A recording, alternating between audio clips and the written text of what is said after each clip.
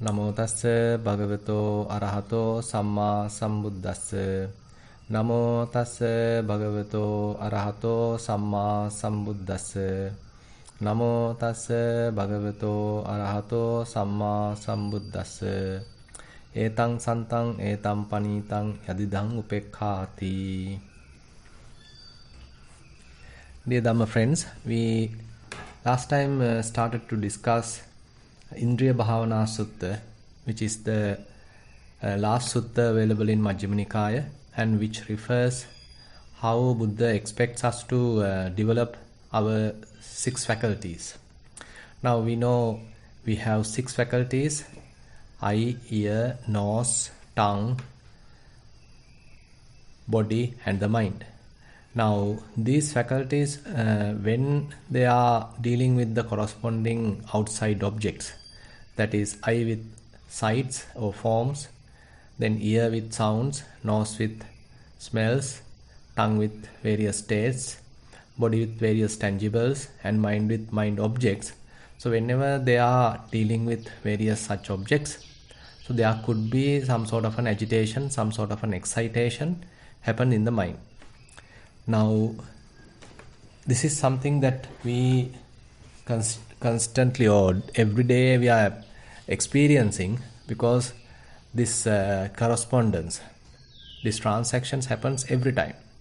So whenever we are keeping our eyes open, there are various objects, there are various sights coming through the eye, and it does not stay there, but sometimes it makes some sort of an agitation, sort of a turmoil in the mind. So mind become somehow agitated, and again it is losing our peace.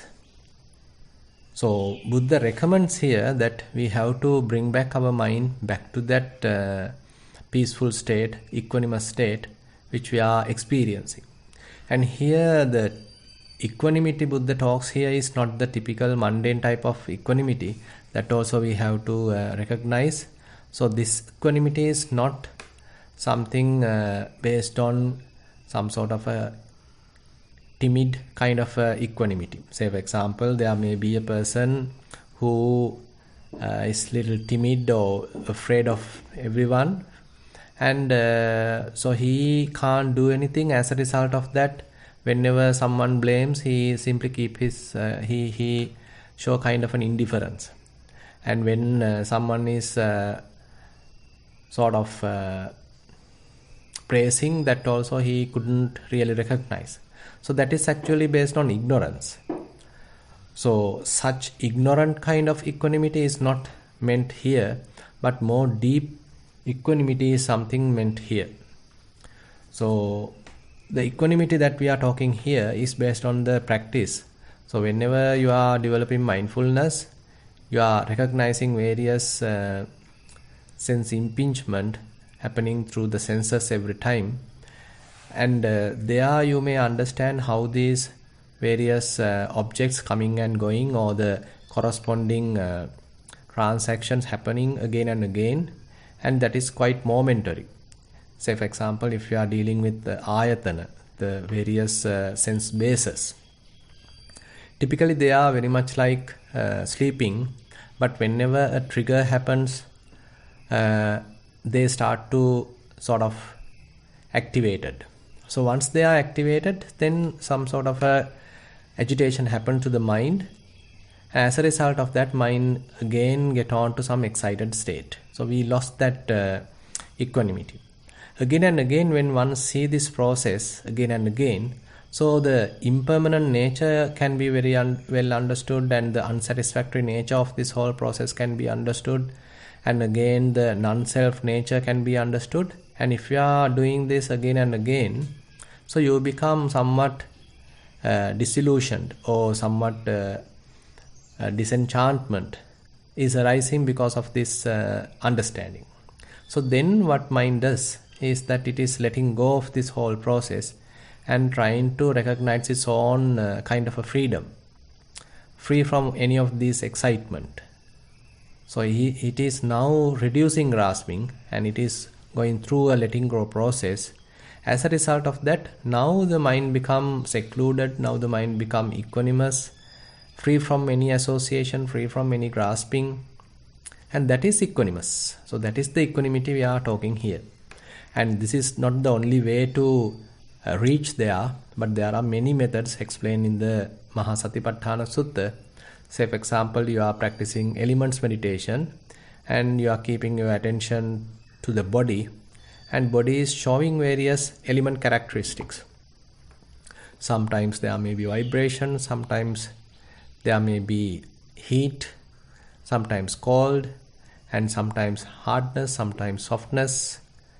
So likewise, there are many different kinds of element characteristics one can recognize when you are keeping your attention to the body. So more and more you are closely keeping your attention, you understand constantly it is subjected to this sort of manifestation of various elements. Now even during the walking, you can recognize that. So whenever your foot is touching the ground, so there are the hardness, softness. So likewise, different elements are manifesting. So when you continuously recognize all these element manifestations, so you understand it is not me, it is not mine, it is not myself, but it's a matter of manifestation of various elements, and it is common to this very body and it is common to the outside as well. So this very understanding, the understanding things as they truly are, actually lead into the dispassion, because more and more what you understand is not in a way promoting any kind of a self view. Instead it is promoting understanding. So that understanding actually leads to letting go, to relinquishment of grasping. Now the mind recognizes some sort of a possibility of being alone or secluded, without any attachment, without any grasping. So this is how one may understand that proper kind of equanimity. So that is the equanimity which is referred in this sutta. So Buddha mentioned, so this equanimity is peaceful, this equanimity is sublime, and this equanimity is something that we have to associate. So whenever I see an form, as a result of that, if the mind become agitated, if the mind become excited, either into the positive or to the negative, or the mixture of both, or that is agreeable or disagreeable, or mixture of both, so then Buddha asks us to return back to that original equanimous state without holding on to this new agitated state. And he is teaching us 3 methods to reflect in order to return to that previous equanimous state. So that we discussed last time. So one method is to recognize it as conditioned. The newly formed state is a conditioned state, because we understood that in the Madhupindika Sutta, so whenever a sense base is corresponding with its corresponding phenomena, the outside object, so there is a eye consciousness arising. I mean, whatever the sense object corresponding to that, the corresponding consciousness arises. Say for example, if eye is dealing with the form, then the eye consciousness arises. That is how we get to know. And then we don't stop there. So when it is happening again and again, so these 3 very much represent like a presence of 3 phenomena, and it leads to the arising of friction, or the passa particularly. So passa, or the contact. So that contact causes feeling, vedana, and when one feels, then one cognize or one recognize. And when one recognize, then it leads to generate various kinds of thoughts around that process. Now we are generating various kinds of thoughts in this direction, that direction, related to the past, related to the future. So likewise, many thinking processes are now in effect, now going into effect, and ultimately it leads to kind of a overwhelming kind of thinking, and ultimately we become a victim of that very thinking process. So that we call as mental proliferation or conceptual proliferation, papancha.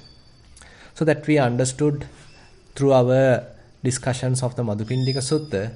So we understand now this agitated state of mind is a result of that mental proliferation. So it actually won't take long time, within a couple of seconds, or within couple of seconds it can happen. Now for our understanding, Buddha and that Venerable Maha Kaccana has explained them very beautifully for us to understand how the whole process is evolving. And Buddha asks us to apply that knowledge here. When we understand now mind has agitated, so this agitated state is conditioned. So it went through that constructing process. So we are the one participating into that process. We are the one interfering that process, and we are adding, we are constructing. So as a result of that construction, we become agitated. So if we are able to recognize that construction process, that formations, that fabrication, then it can't continue. It's a matter of paying wise attention, yoniso manasikara, to that very process. And as a result of that, now we are in a better position to overcome that proliferation, to stop that proliferation.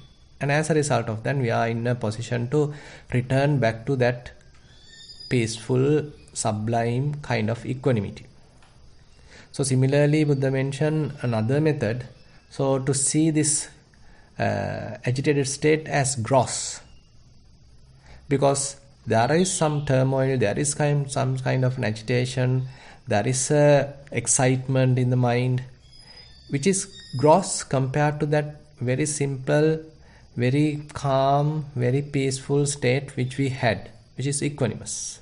So Buddha asks us to see this difference. Previously we were in a very calm, peaceful, sublime kind of a state, and there is no friction at all. But now the situation is different, and we feel that burden, we feel that agitation, we feel that heaviness in the mind. So that is gross. So when you are able to look at it through the mindfulness, actually it's very much like you step back and watch the state of the mind. So that again helps us to kind of disengage in this process, to avoid participating into this process, and to look at it objectively. And as a result of that, now you are in a better position to stop this proliferation, stop this agitation. And because you look at it objectively, you are not a participant in that process.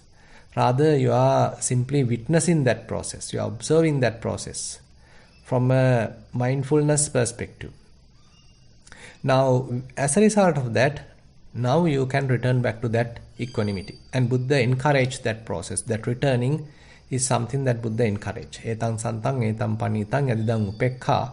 So he is sort of encouraging us, look at. So that equanimity is much better. That is not agitated. That is more simple. That is sublime. So return back to that state. So that is another method that Buddha mentioned here in this Indriya Bhavana Sutta. The other method he asks us to see is the dependent arising. Now this agitated state does not happen without any reason, without any cause. It has went through a very interesting causal process. So if you are able to use wise attention to look back how this has evolved, how this has generated. So as I mentioned in the Madhupindika Sutta, it is well explained by Venerable Maha Kaccana. So he says, when I and form is available, because of that, then the I consciousness arises. When the I consciousness is there, when it is present, we can show the manifestation of passa, the contact. When contact is present, which is available, then we can say, okay, there's a possibility of manifestation of feeling. When the feeling is available, then the manifestation of perception, recognition. And when such is available, then we are prone to think. We are thinking in many different ways. So that recognition, that perceptions are leading to these different kinds of thinking. So when that thinking going on and on, ultimately it leads to mental proliferation. So there's a very beautiful causal relationship, kind of a chain reaction happens here. So Buddha asks us to look at that, how we went through this whole process in order to reach this agitated state.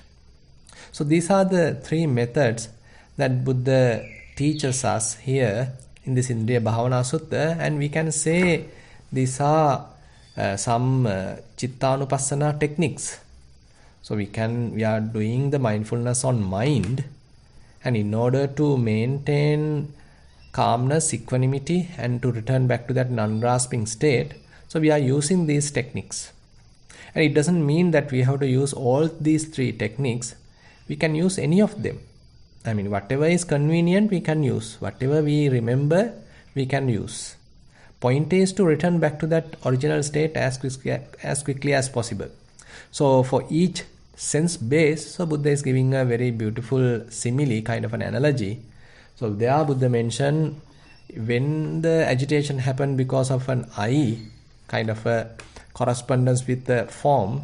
So return back to that equanimity like you open your eyes and then you are closing your eye, kind of a blink of an eye, you got to return back. So that is the reference Buddha is given. So you can see how quickly one has to return. As I mentioned last time, so you can't achieve this kind of a speed immediately. So it may take some time at the beginning because we are fond of mental proliferation and produce some amount of pleasure. So as a result of that, we may enjoy it. And when we understand the gross nature, when we understand the burden, when we understand the heaviness, when we understand the tension, stress, etc., in the present agitated state, then only probably we get an intention to return back. So that also could be very little difficult because our mind is now subjected to that mental proliferation. We are a victim. So in order to go out of it and look at it objectively, it may take some time, need some practice. So assume that you are able to return back after 5 minutes. Now, without giving up, without getting discouraged, if you continue this practice, now after some time you may be returned back within 4 minutes. And with the continuous practice, now you are able to return there within 2 minutes, within 1 minute, within 30 seconds. So likewise, you are improving. Now, because as our mindfulness growing, so we are able to recognize this process at its very early stages. So you are not now participating into the mental proliferation for a long time, but at its very early stages, you are able to recognize it. As a result of that, it is not strong. It is somewhat weak. So when we are paying attention to that, or whenever simply we become mindful or aware of that process, that very mindfulness may be enough to return back to that original state. So that is how we are developing. So that is how we are reaching this level that Buddha expects, that as a blink of an eye, that you are able to return back to that equanimity.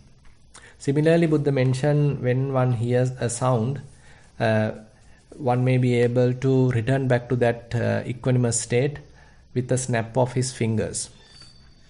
And when one smells an odor, if one's mind become agitated, one's mind sort of going through some agreeable, disagreeable, or both kind of a state, and as a result of that, if the mind become excited, so to return back to that original calm, equanimous state, like a kind of a water bubble dropping from a lotus leaf.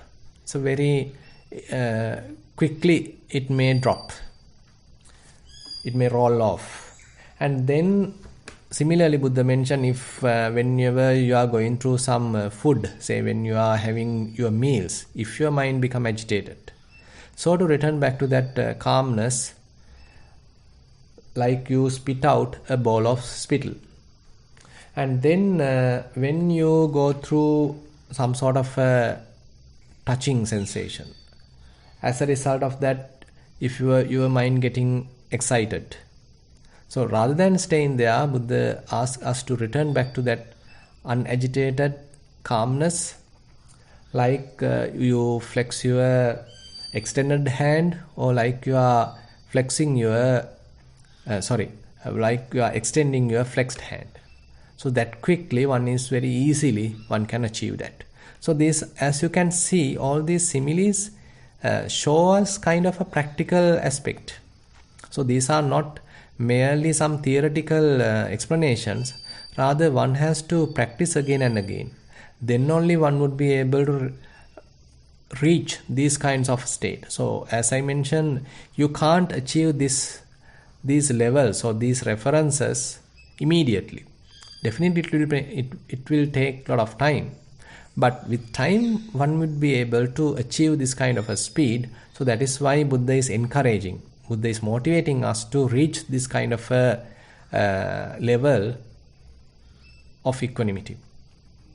And similarly, if one going through kind of a mind object, now there is no the five senses involved here, but the mind is taking some kind of a past memory or kind of a future object, imagination, and as a result of that, mind itself getting agitated, become burdened. So there also Buddha asks us to recognize it and to return back to that equanimous state. So there the simile given is that one has a red hot iron plate, and to which if we put a few drops of water, it quickly evaporates. It won't take long time. So similarly, Buddha asks us to return back to this equanimity. So this is the kind of similes and the processes, methods explained for a practitioner. Suppose one is continuously doing this, as a result of that, through this practice, continuous practice, one become free from sakkaya ditthi, that personality view, free from various grasping into various rituals, and free from any doubt. So then he is reaching to the level of noble person. He become an Arya, a noble person, and there again he has to continue. That is also explained in this sutta. Now, for a noble person with some developed faculties, now his faculties are now fairly developed by going through this whole process. Now, Buddha recommends another way of practice to that person, because that person has gone through this process and he has a lot of practical experience, and he know the value of that equanimity, and he know he know where his mind has to be kept. But unfortunately, due to some reasons, still his mind get agitated. So that is also something interesting that we have to understand. So even though we call him a noble person, Arya Puggala, still his mind get agitated. So that is why Buddha again referred another method for him to practice. So he is also still prone to various defilements, and as a result of that, his mind get agitated. He also may prone to mental proliferation. But here, he doesn't need to go through that little tedious kind of previous processes, like recognizing it as conditioned or as Ross, and to recognize how we constructed that whole process, how it is dependently arisen. So those are little technical, and it might take some time, and it may be a little tiresome. But that is actually the only method available for a beginner. But when one become more and more skillful in that whole process, now he can quickly return back to that equanimity. Now here Buddha points out another method to the seeker, to a trainee, to a noble person, that he become ashamed of this agitated state, because he very well understood the value of equanimity He very well understood this futile nature of this whole constructing process, this proliferation. He very well understood, but still mind does it.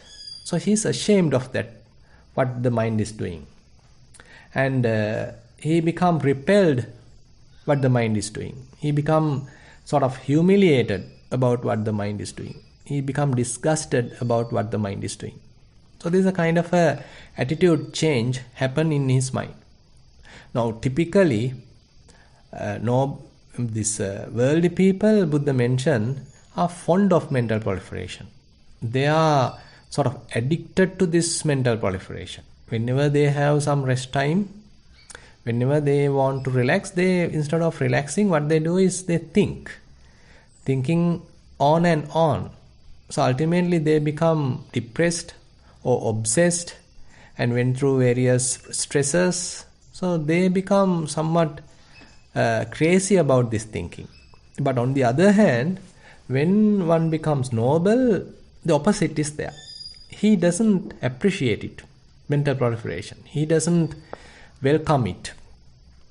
Instead, when the mind does it, he becomes ashamed of it. He becomes repelled by that. And he becomes humiliated through that process. Disgusted about what mind is doing. So that very attitude is enough for him to return back to that equanimity.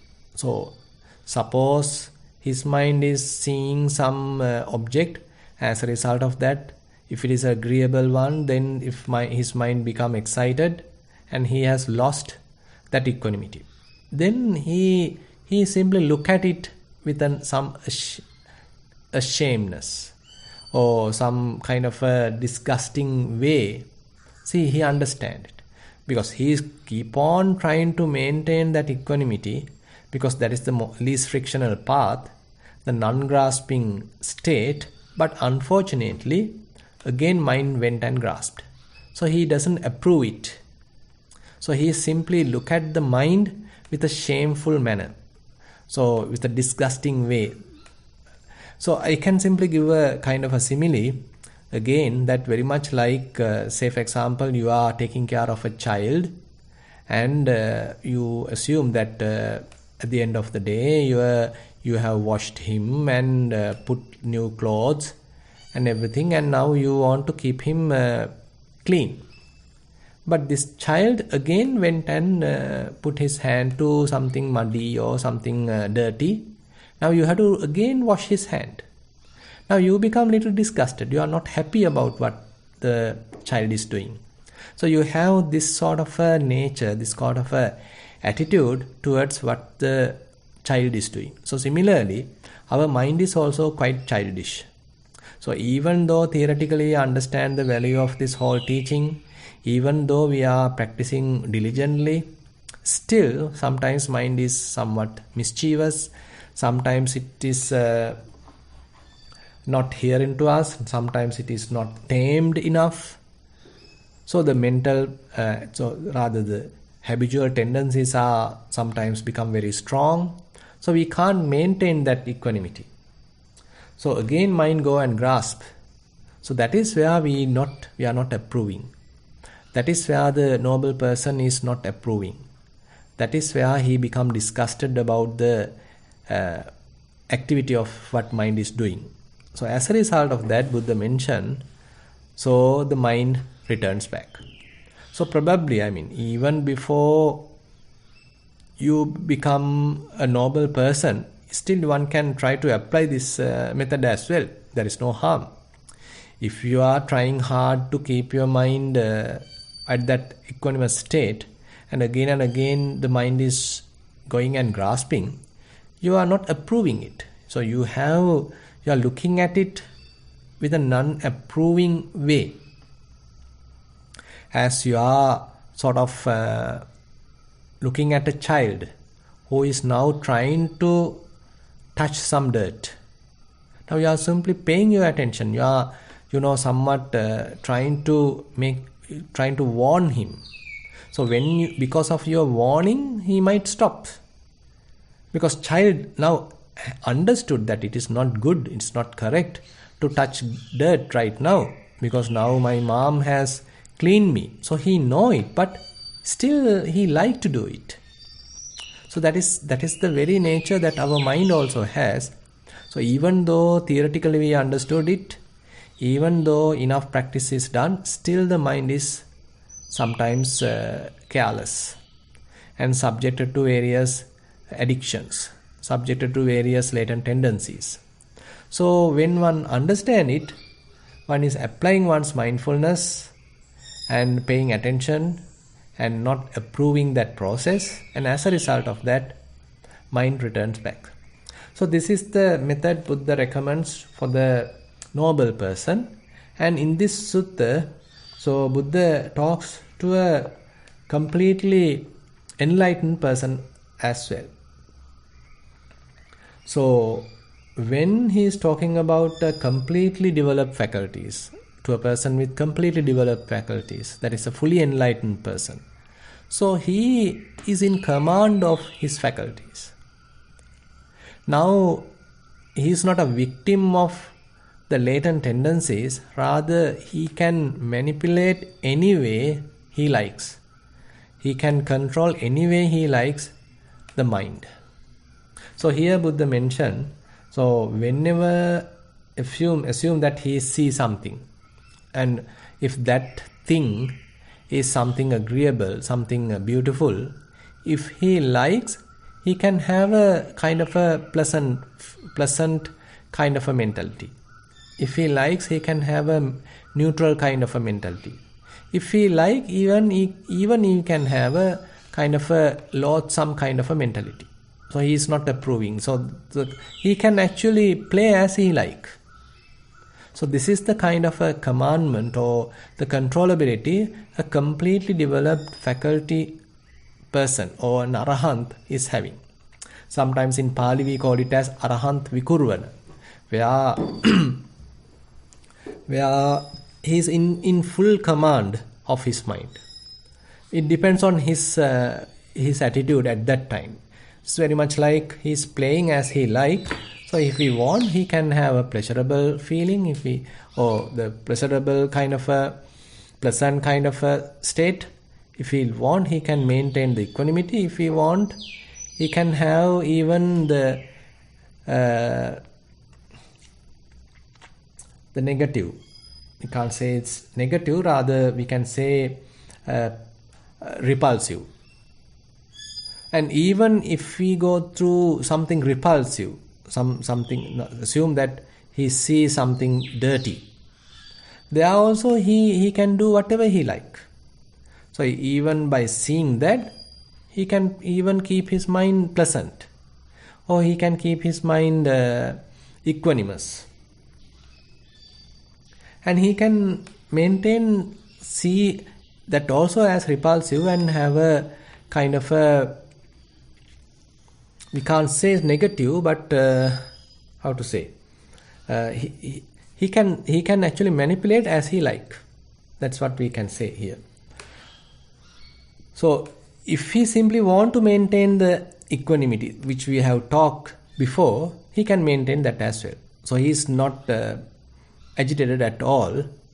So if he wants to continue his equanimity, even he see a beautiful thing, his equanimity is not broken or not disturbed. Even if he see something ugly, his equanimity is not broken or disturbed. So his equanimity is unchanged. He is unshakable. His mind is basically unshakable. So this is the level that Buddha mentioned that fully developed faculties are giving us. So he is in full command of his faculties. Faculties can't guide him, or faculties can't manipulate him or his mind. Rather, he is incapable of changing the way he is perceiving the whole process. Now you can see how Buddha has taken us to many different levels. So at the beginning, it's a matter of simply developing mindfulness. We couldn't actually change our mind back to an equanimity, and we don't even know what is this equanimity. And we might even become somewhat doubtful about such equanimity.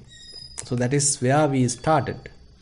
But as you practice Satipatthana, so slowly you may understand how to be mindful, at least.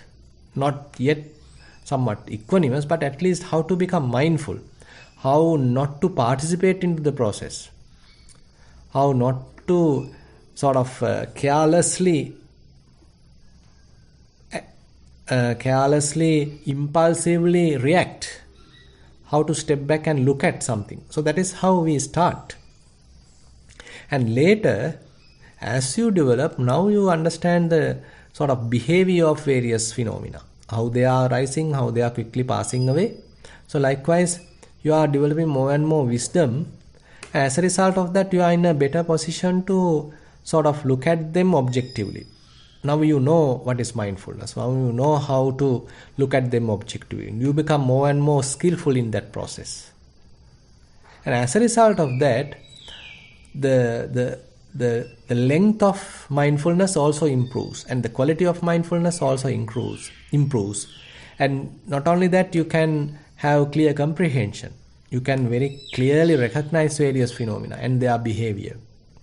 As a result of that, now you understand the true nature of various phenomena, all the phenomena. Even though they have their individual characteristics, now your mind is more interested about their common characteristics, how transient they are, how unsatisfactory they are, and how uncontrollable they are, and how there is no essence or any core in it. So likewise, in many different ways, now the wisdom is growing. And as a result of that, now the mind is recognizing kind of a freedom, where mind is not established anywhere. Mind is not grasping anything. Mind is not associating with anything, not become colored or not conditioned. So this kind of equanimity is now mind is recognizing. So that also has to be developed.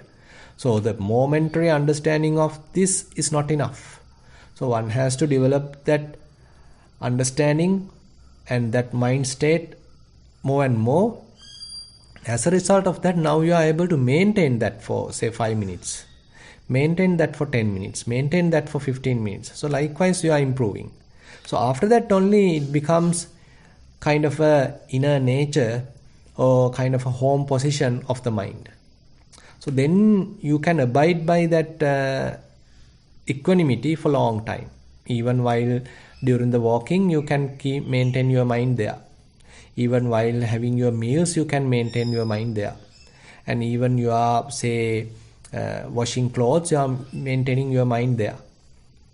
So likewise, now you have to familiarize with this equanimity. It becomes your second nature or the first nature, because that is the most least frictional path. So now Buddha further requests us to apply this information, what is given in the Indriya Bhavana Sutta, to further strengthen, to avoid any agitation, to maintain the balance of the mind. So then one is becoming a noble person and he can easily maintain that, and ultimately one becomes an arahant. So here in a way, in this Indriya Bhavana Sutta, a complete development or complete practice is elaborated. So after Buddha giving this discourse, therefore Buddha mentioned, or rather encouraged Venerable Ananda and the other monks, now that I have taught you all this information, and these are the routes available, these are the the forests available, these are the secluded places available. Don't become careless or don't become ignorant. And I am, as a teacher, who is welcoming your welfare, have given this teaching. So now Buddha encourages monks to go and meditate. So this also sometimes Buddha does after he delivers a very interesting teaching or very practical teaching. When he preaches such kind of a teaching, he actually encourages monks. he actually encourages the others, because now he has taught a full path, full practical approach. Now, if one simply intellectually understands that, it is not helpful. I mean, it is also helpful, but that is not the real goal. The real goal is the achievement. Real goal is the real realization of this whole thing. So one has to practically do it. So that is where Buddha encouraged at the end of this sutta, because he mentioned here what should be done for his disciples out of compassion by a teacher who seeks their welfare and has compassion for them. That I have done for you. So this is a kind of a, like a father telling to his children. So father has given a very interesting teaching, and he wants to see his children are growing. Likewise, Buddha is making final remarks. There are these roots of trees, these empty huts. Meditate, Ananda, do not delay, or else you will regret it later. This is our instructions to you. Now you can see, after delivering this practical sutta, Buddha tell the monks not to become heedless. So to be heedful, to be diligent in one's practice. Because if we neglect this, so then we become somewhat regrettable at the end of our life, or we couldn't do it when we are in a better position to do it. So likewise, we might have to regret because we didn't practice diligently. So here, this practical sutta is quite, Indriya Bhavana Sutta is quite relevant to our practice, Vipassana practice. And again, the methods described are well explained in the Madhupindika Sutta. So there is a very good relationship between these two suttas. And again, it is relevant to especially to Chittanupassana and Dhammanupassana, where one is dealing with the mind and trying to maintain that equanimity and to have an unagitated mind, unshakable mind, and to maintain the inner calm or the inner clarity, the mental clarity, etc. So with that note, I like to conclude today's Dhamma sermon, Sutta teaching, and with that actually we are concluding the Indriya Bhavana Sutta as well. So I now like to allow to ask questions either related to this today's teaching or something related to your own practice. Thank you, Bhante. Sadhu, sadhu, sadhu. So if we have any new friends joining us, welcome. You may ask questions by raising your hand, or you can send them to me via the chat. So Bhante, one question is, respected Bhante, I understand that papancha is harmful, no doubt. I used to have a lot of critical negative thinking, including much fear and doubts. This was very painful and could lead to much confusion at times. Lately, there is an awful lot of thinking indeed, which is hard to stop, but the contents are less painful, also not so much leading to a fundamental insecurity or confusion. So now the thinking is much less torturing, but still, it's mental proliferation and should be stopped. I'm not very successful at it. Actually, I feel pretty much fail at it. In a way, I find it gladdening and fascinating how the content or quality of the thoughts has changed into something more positive, and this makes the stilling of the papancha more difficult, as it is not directly generating as much pain as it used to. Respected Bhante, I'd appreciate your comment on this. Thank you. Yeah. So there also, as our mindfulness improves, the sensitivity of mind also improves. Because the sensitive mind only can understand the gross nature of these prapancha or these mental proliferation. Otherwise, what happens is our mind is also quite gross, it's not sensitive, and it's keep on thinking, and we start to encourage it, and again we start to enjoy it. So that is the typical nature. So whenever we start to practice mindfulness, so where we are trying to keep our attention is not that attractive. So for example, assume that you are used to watch movies. and it is making you a lot of excited, and it is makes your mind agitated. But now when you are practicing mindfulness, suppose you are simply mindfully walking, where you have to keep your attention is a very ordinary process. Your foot is touching the ground and it is making a kind of a equanimous feeling, and it is not so exciting, but you are trying to keep your attention, by the way. Again and again you are doing it. Now as a result of that, what happens? Now that excitement becomes less and less, but the maintenance of your mind in a very calm, equanimous process become more and more. Now mind is slowly evolving, slowly changing from that gross exciting level to this very equanimous calm level. Now as a result of that, the sensitivity improves. Now mind understand, okay, it is better to stay like this rather than getting burnt by looking at those exciting shows or films or whatever it is. So the mind itself has this recognition, mind itself has its own wisdom to understand the value of this process. Now as you mentioned, then slowly mind start to replace those exciting movies and all these things with this less harmful type of thing. And as you mentioned, now it is not that harmful, and now it is not that say burning. So as a result of that, you may still continue this proliferation, but it is not that harmful. But later, that also you may understand. So for example, I can refer you Vedha Vitakka Sutta, available in Majjhima Nikaya. There Buddha explained how he went through this kind of a process. He mentioned that whenever he is thinking something, actually before he became the Buddha, he understood how his mind is behaving. And he is explaining that he understood that most of the time he is thinking about some past incident, the sensual pleasures he had. As a result of that, the lust is arising. And less time about the future and the present.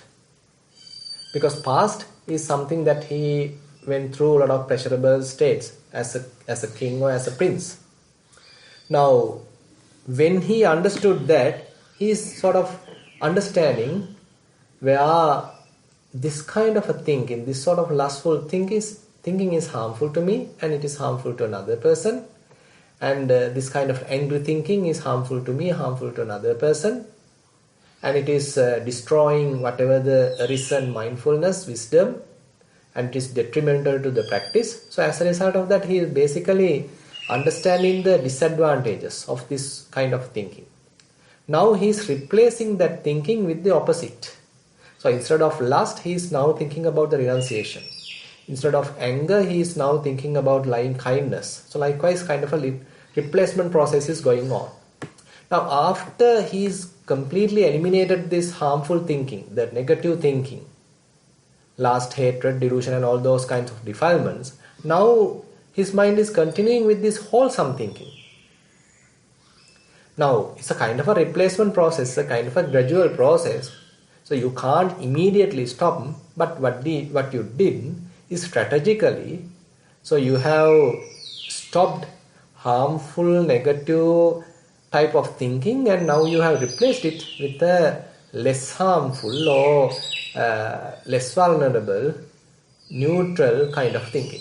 And then Buddha mentioned, even though now the mind is thinking something wholesome, later he understood whenever he is doing that for a long time, his mind becomes somewhat, tiresome about it. Because this thinking is an energy consuming process. So there he say, I am feeling tired when the mind is continuously thinking like this, even though it is wholesome. Now what I did, I simply stopped this thinking and kept the mind silent. And that is more peaceful. That is more calm. Now he understood the value of the inner silence. So therefore you also may understand, So even though mind is thinking something wholesome again and again for long time, it generates some amount of tiredness to the mind, tiredness to the body. You feel, little burden because of this thinking. How about stopping thinking if it is not necessary? Assume that you don't need anything to think right now, but mind is continuously thinking on something wholesome. How about stopping that even? And to keep the mind quiet, you can do it. So once you do that, then Buddha say, so that is more peaceful, that is more calm. And therefore he mentioned there is a state which is with thoughts or with sustained thought, and there is another samadhi, another level without applied thought and without sustained thought, without vitakka vichara. And between these two concentration types, he say the second one, which is free from applied thought, which is free from sustained thought, basically which is free from vitakka and vichara. So that one is more sublime than the previous one, because this is more calm, this is more sort of peaceful. So therefore it's a kind of a gradual process. So I hope so you may understand the value of inner silence rather than even in this wholesome way of thinking. Yeah. You can go to the next section. Okay. I'd like to invite Chitra to please ask the next question.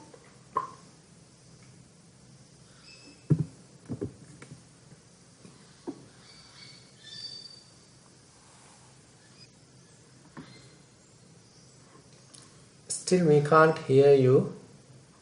And now it's unmuted. You can talk now. We can't hear you, by the way.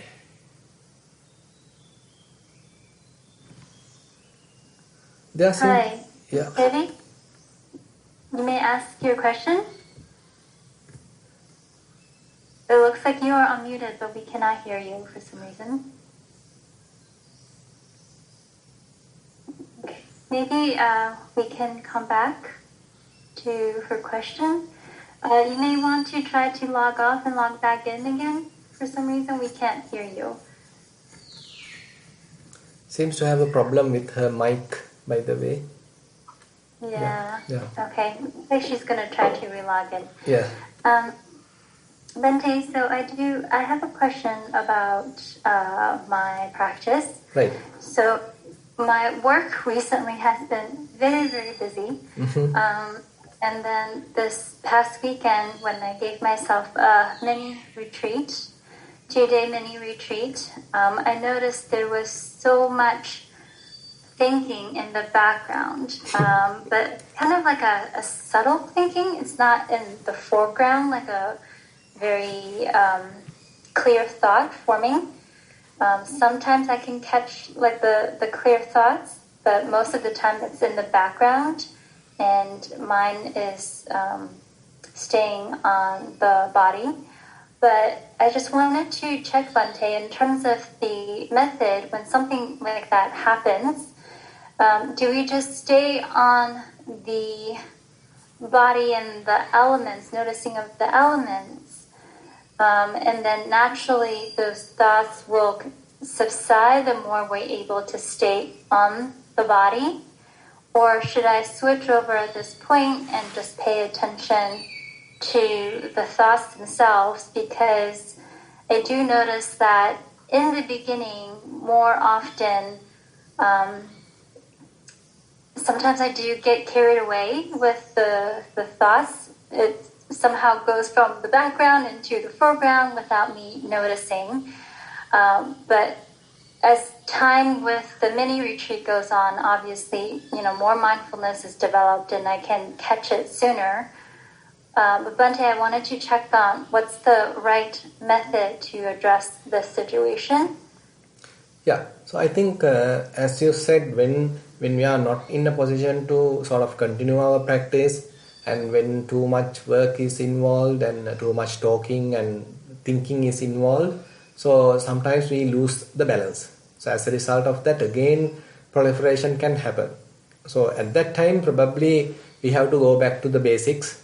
Sometimes, as you mentioned, maybe to recognize the element characteristics or even recognize the breathing. So likewise, again, we have to sort of strengthen our mindfulness. So after we strengthen the mindfulness, now we are in a better position to directly watch the mind, directly watch various thinking, because recognizing that thinking and face to face understanding that what is going on, and allowing them to pass naturally, giving them some time and being patient with them and allowing them to calm down would be the most healthy way of practice.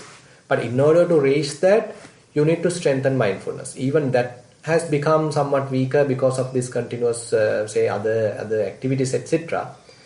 Now, in order to get into the proper practice, first we have to go to the basics, maybe through anapanasati, or maybe through walking, or maybe by recognizing various element characteristics. So those are actually helpful to avoid mental proliferation and again establish ourselves in the mindfulness. And once established, we can actually look at the mind directly and understand these thoughts, because we understood the proper perspective. You can step back and watch it, and you can maintain distance and watch it, and then you are not participating, then you are not a victim, and then it may start to fade away.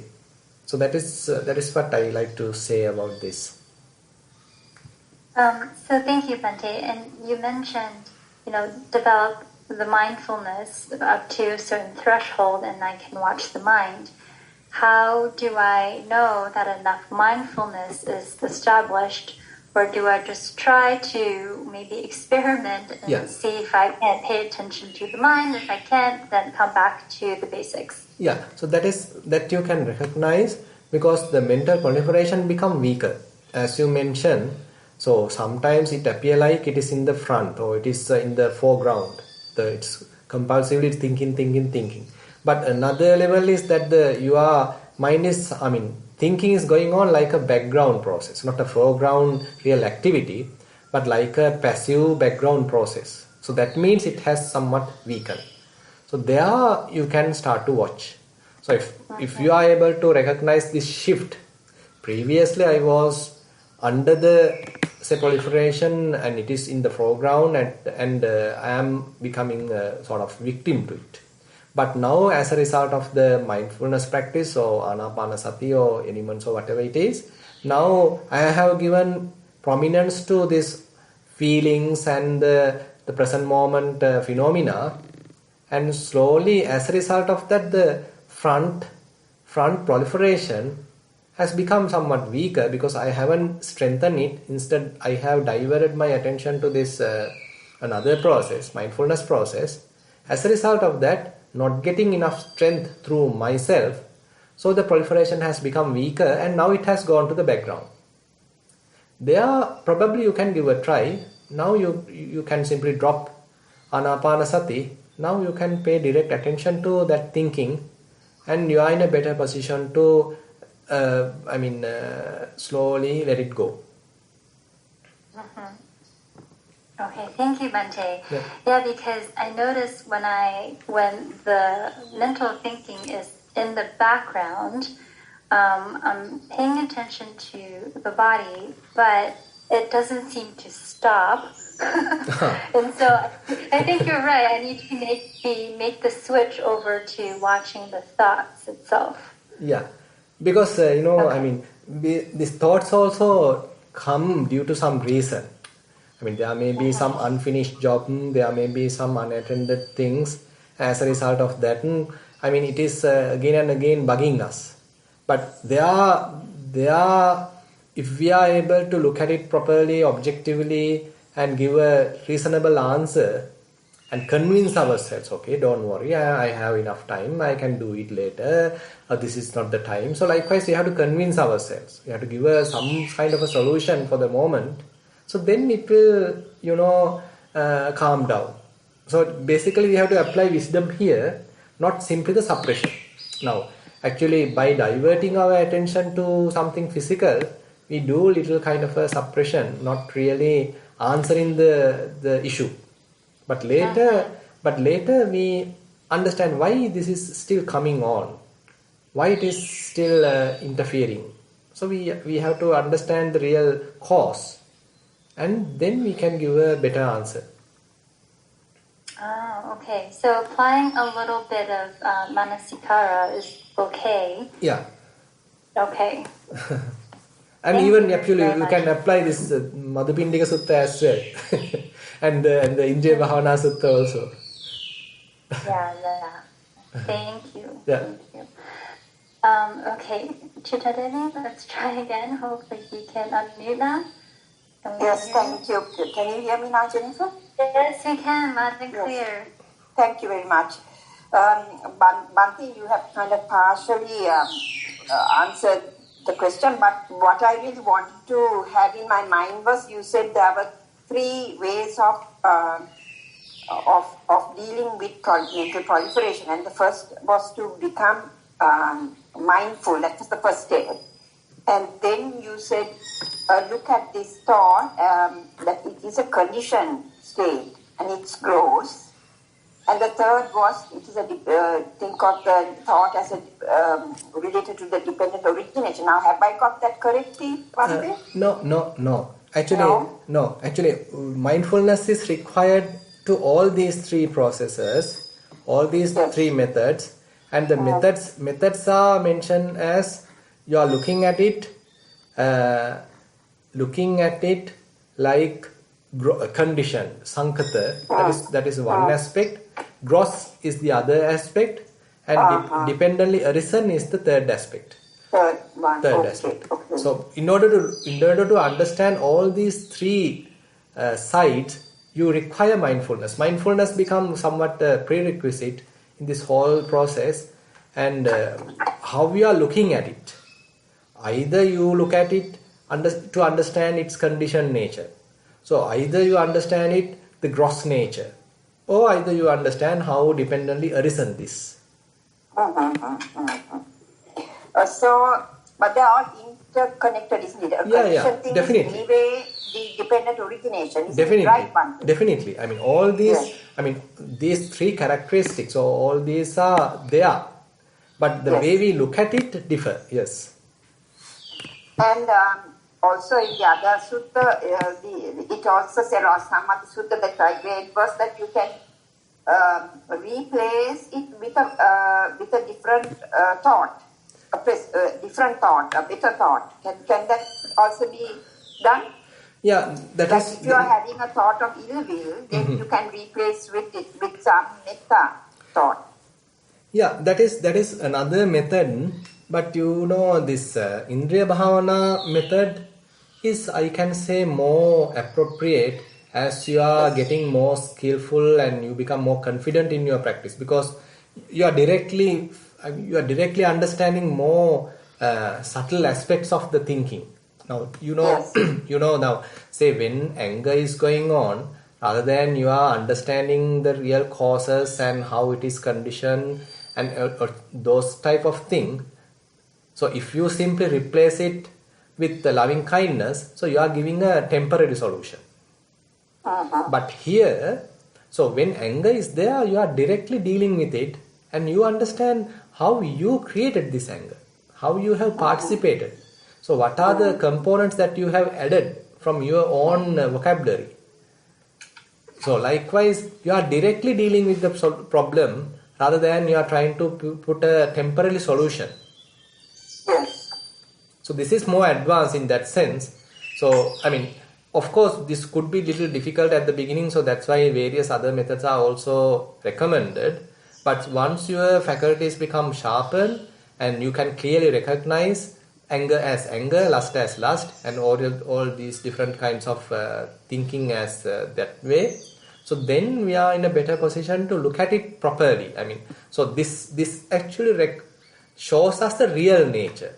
We are not trying to replace it with something else and have a solution. Rather, we face to face understand its real nature.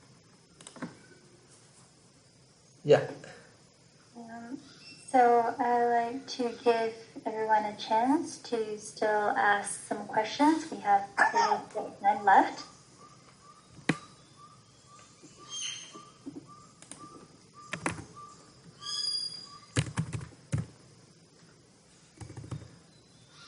Okay, seems there is no question. Then we can wind up, Jennifer, isn't it? Yes, that's correct, Bhante. Okay. Okay, then thank you for your participation and presenting various questions. And we actually have accumulated a lot of merits in the discussing to the Buddha's teaching and to listening Dhamma. So we'll share all these merits with all the passed away relatives, whoever in need of merits, and we'll recite the traditional verses.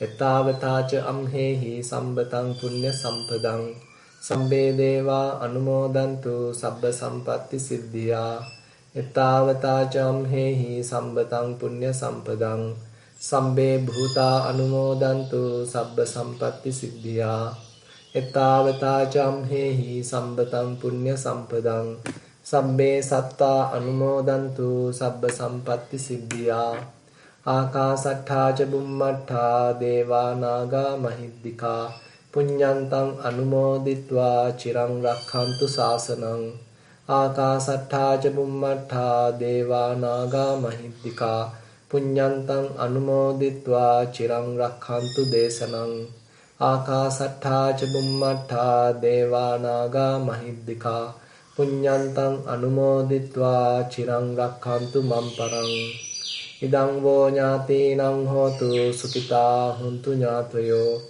ඉදං වෝ ඥාතීනං හෝතු සුඛිතා හුන්තු ඥාතයෝ ඉදං වෝ ඥාතීනං හෝතු සුඛිතා හුන්තු ඥාතයෝ ඉමිනා පුඤ්ඤ කම්මේන මාමේ බාල සමාගමෝ සතං සමාගමෝ හෝතු යාව නිබ්බාන පත්තියා ඉමිනා පුඤ්ඤ කම්මේන මාමේ බාල සමාගමෝ සතං සමාගමෝ හෝතු යාව නිබ්බාන පත්තියා ඉමිනා පුඤ්ඤ කම්මේන මාමේ බාල සමාගමෝ සතං සමාගමෝ හෝතු යාව නිබ්බාන පත්තියා සාදු සාදු සාදු